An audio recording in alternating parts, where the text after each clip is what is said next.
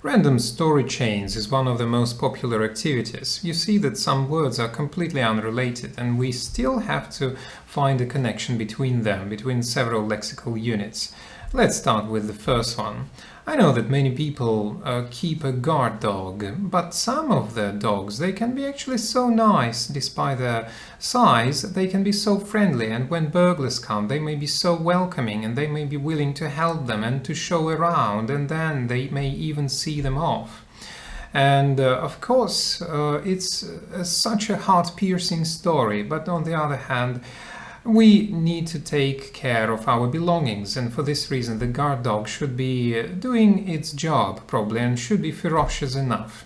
Otherwise, there may be poverty all the time. Imagine if you're burgled each time and the dog just shows the burglars around, then maybe it's not such a nice idea, and it of course may spoil our mood. But it may not spoil the dog's mood because, unless the dog is all alone, and if burglars come, the dog feels better, the mood is nicer, and then you are burgled, and this is it.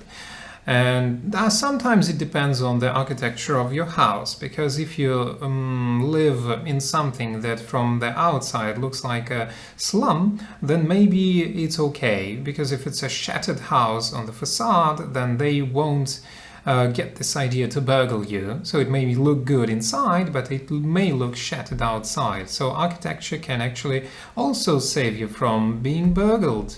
And especially considering the level of the street crime nowadays, we should definitely consider this. But, of course, if inside you have beautiful furniture, if you have amazing interiors, if you have floors made of oak, then probably you will end up posting it somewhere, maybe on Instagram, and eventually certain people who will need to know, they will find out about it, and that they may break into your house.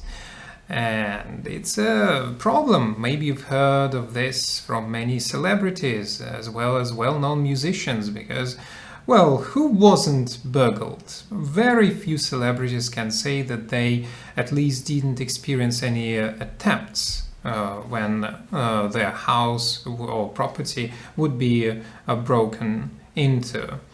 This is a problem indeed. And as for the food that we eat, by the way, because, well, certainly we spoke about mood, and we have to consider that sometimes, especially in winter, we need to gladden ourselves with some maybe sweet cherry pie, for example, or something, because interiors are alright, beautiful architecture inside, and nice furniture is fine, but how about food? Isn't it important, especially when it comes to the social isolation?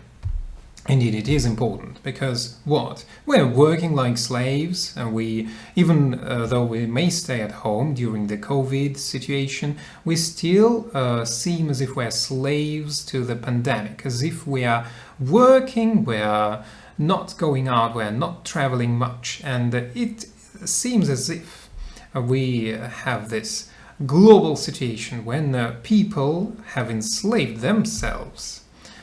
And nothing sometimes helps in order to improve our mood. No sweet cherry pies, no beautiful interiors, no nice perfume or beautiful and very pleasant fragrances. Hard to say what may help.